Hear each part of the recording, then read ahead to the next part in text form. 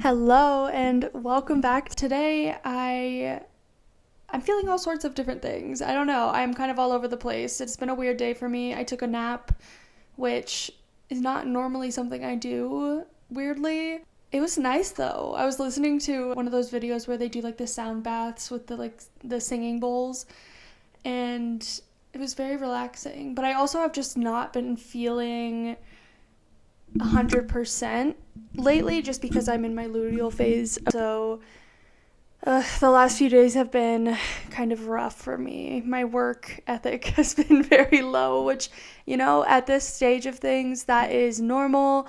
And the older I get, the more I kind of realize that, and I'm in tune with what I need to be doing at certain points of my cycle. That being said, yesterday I had a massage because it was a Christmas gift that I got, and it was really nice, but it took it out of me. Like, my whole body is sore, and I feel like I just drained a ton of energy, essentially, technically lymph nodes.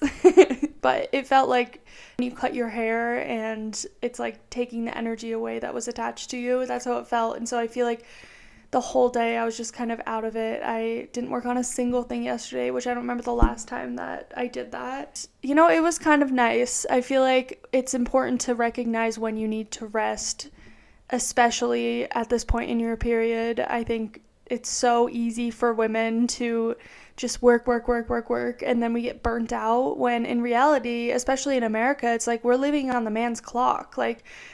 Men don't go through these different cycles of energy. They're constantly go, go, go. And women need rest for their bodies to do the work. We're doing so much all the time. And I feel like, especially for me, I'm very regretful of when I have rest. And I think that is such an American mindset, when you just feel like you didn't accomplish enough in a day, or you're not working hard enough, blah, blah, blah.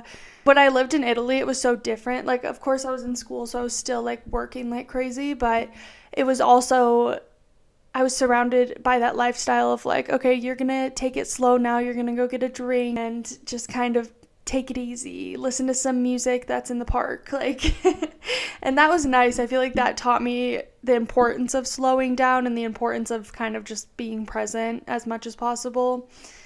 But where I'm living now, I don't go out and do things very often because I'm in Idaho and I don't have much going on besides my career that I am actively working on every day.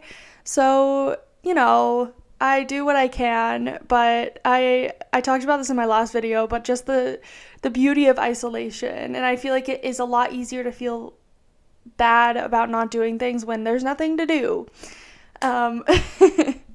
So, yeah, I just kind of think it's important as women for us to recognize where we're at in our cycle and be nice to ourselves, take some rest. I'm currently home alone right now, and while I love the solitude of that, I get so lonely because I do get energy from socializing and having conversations and spending time with people. So, I'm going to take advantage of this time and just really film a lot and get stuff done per usual. But I made the mistake of watching this movie on Netflix. I think it's a form of self-sabotage in a way, because I love horror movies, but sometimes they do get to me and I have to take breaks from watching them. And I specifically, for some fucking reason, chose to watch the movie The Rental, I think is what it's called. And it's basically about an Airbnb, and spoiler alert, if you haven't seen it, maybe skip forward if you don't want a spoiler. But basically these people rent this house on the beach, and there's this guy who he will first rent an Airbnb, as if he's just a normal paying customer. And then he will go into this house that he's renting for a week or so and install cameras and microphones in hidden places. And then when the next group of guests comes in, he can see everything and everyone. And it basically ended in them all getting murdered. So we just moved into a new house. Luckily though, for peace of mind, the people that lived in this house before, the only people that ever lived in this house were an older couple, and I don't think they we're doing any of that. I mean, you never know, but it freaked me out. Luckily, I have my dog here. I don't know why I do that. Like, I'll just watch horror movies, and specifically the ones that are going to make it a more difficult experience for me, depending on what's going on in my life. It feels like a form of self-sabotage, but I don't know. I really feel like I have like a loose screw in my brain that just loves horror movies for some reason, and I don't know what that is. I think I just love the storytelling. I think horror also touches on a lot of topics that a lot of other genres don't really touch on, which is why I have such an appreciation for them. Specifically, I love religious horror movies. Concave was fucking incredible. If you haven't seen that yet, please, please, please watch it. I think it is up for some nominations, some Oscar nominations. So, so good. I also love Immaculate with Sydney Sweeney is one of my all-time favorite religious horror movies. I love them because a lot of those movies touch on, The First Omen is also in this category of touching on the topic of abortion and autonomy. And I fucking love those movies. I think they're important to watch, and they give people perspective on how severe this shit is and how real it is, because a lot of people seem to think that this is not a real problem that women have and go through. Those are good to watch for if you want like a fix of female rage, specifically in the time of America that we're in right now. I feel like in a way like horror movies can be, Jesus, there's hair everywhere. I don't know what's going on.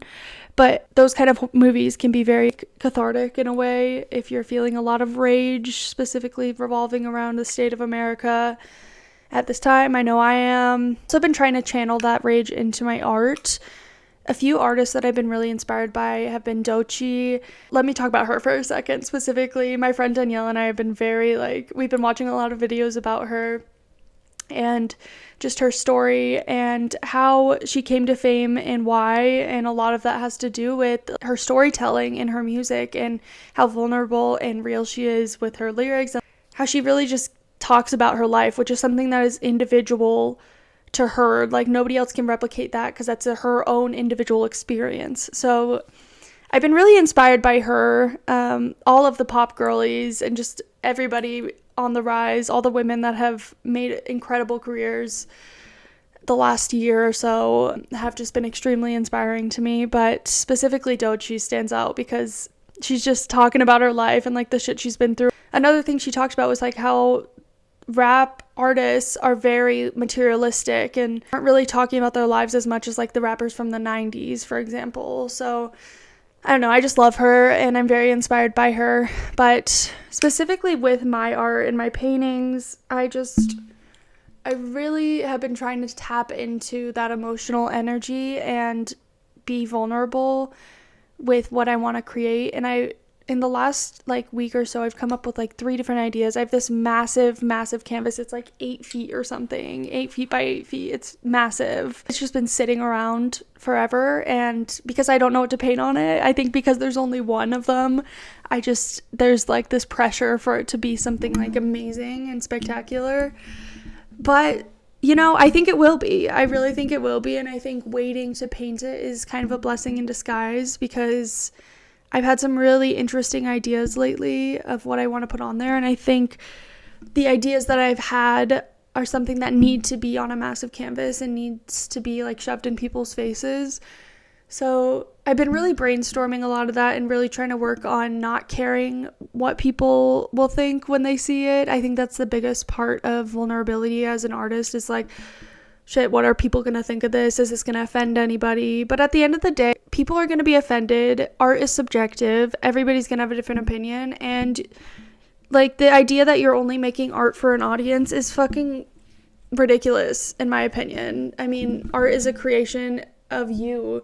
It comes from your consciousness. It comes from your brain and your ideas and your own personal human experience. So yeah, I'm really trying to dive into that a little bit more, and I really want to get back into self-portraiture and like involving myself in the canvas. Another artist I've been really thinking about lately is Frida Kahlo.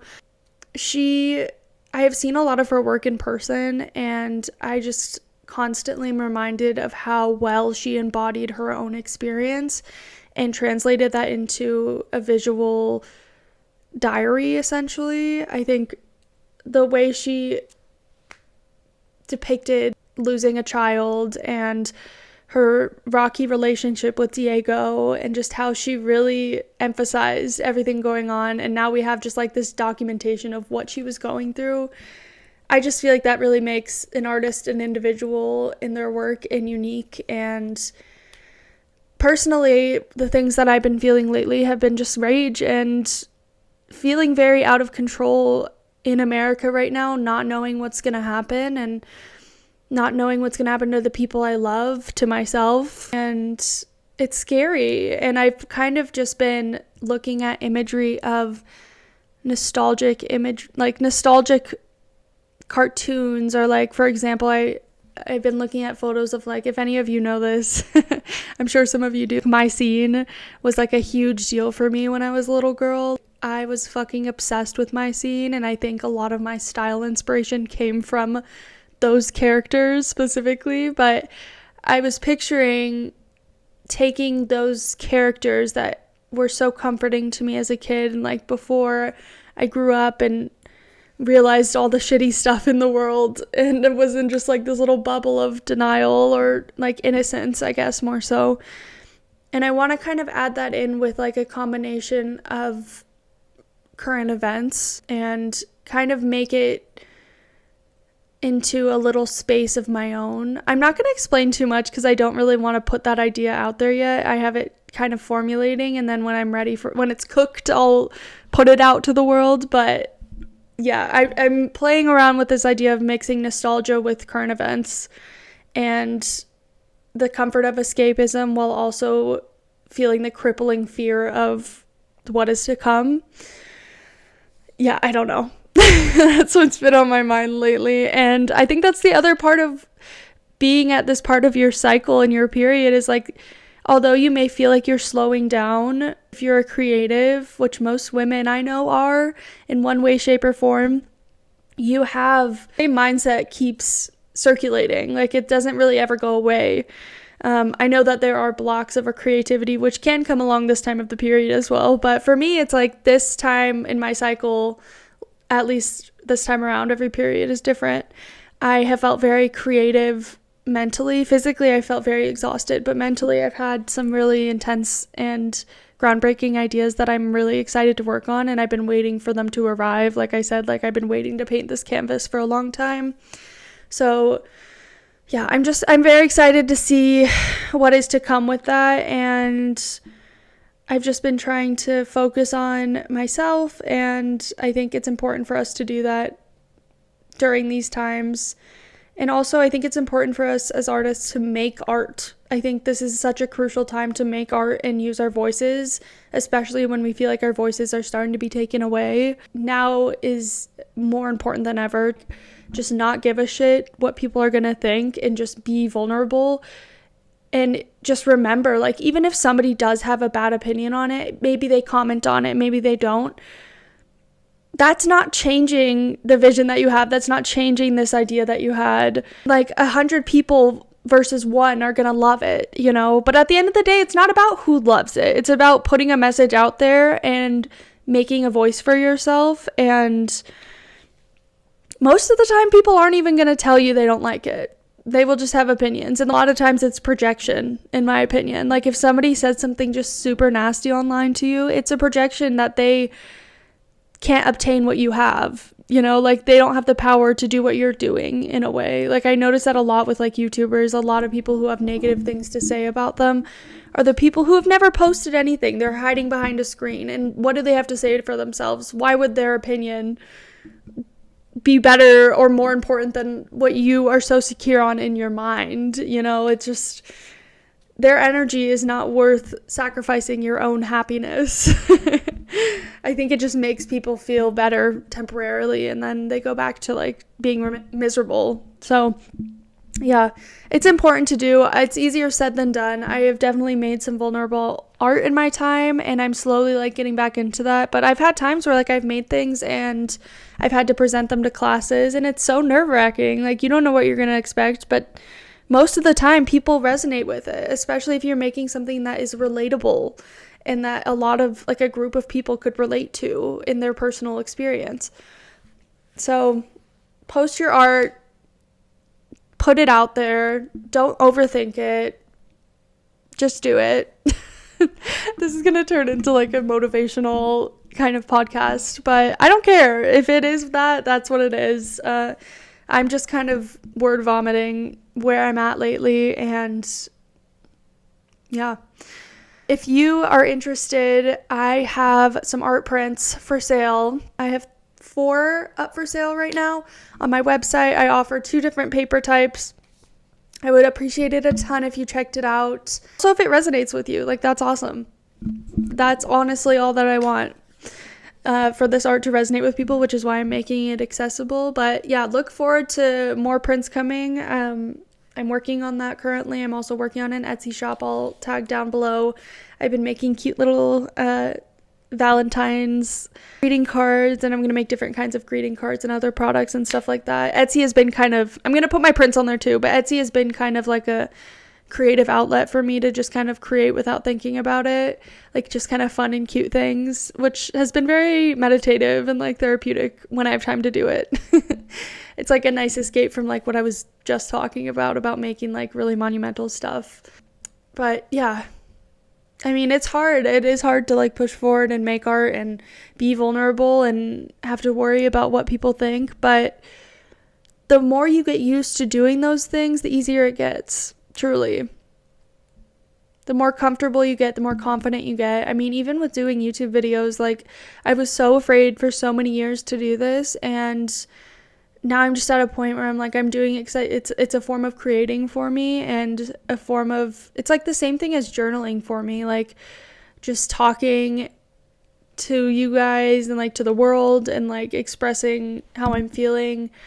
I think it's important to express yourself in those ways, no matter what it looks like. But it also has given me a lot of confidence in myself and like my ability, and just how much we're capable of when we really put the work in and put work into ourselves and time into ourselves. It's such a beautiful thing, and that goes for all forms of creating. So if you're being held back from creating a project you have in mind, or you're too nervous about what people are going to think, or like if it's going to make too much of a statement for family members that might disagree, just do it. Just do it. And if they disagree, they disagree. I'm sure you disagree on a lot of the things that they think, you know?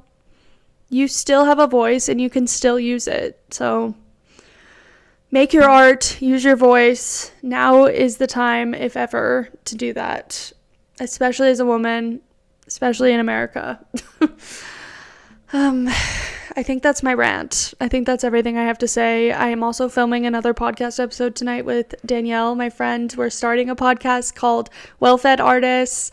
Please check it out. It's going to be incredible. We are remote, so we're trying to work through those little technicalities, but yeah, it's going to be good. I'm excited about it. We're going to talk about a lot of similar topics and just talk about art and our process. She is also a painter, so she has a lot of interesting things to say.